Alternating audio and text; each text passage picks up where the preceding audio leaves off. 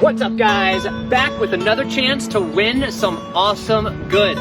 Now, because I'm riding for SR Centaur this year, I no longer need this 2021 RockShox ZEV with high and low speed compression.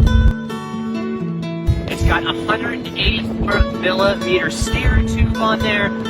The travel on this is 170. It's in great shape. No scratches on the stanchions, guys. None.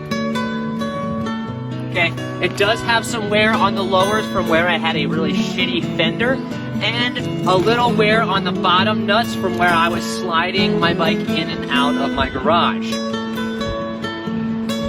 You've only got a week to enter. I'll be drawing a winner for this next Sunday afternoon.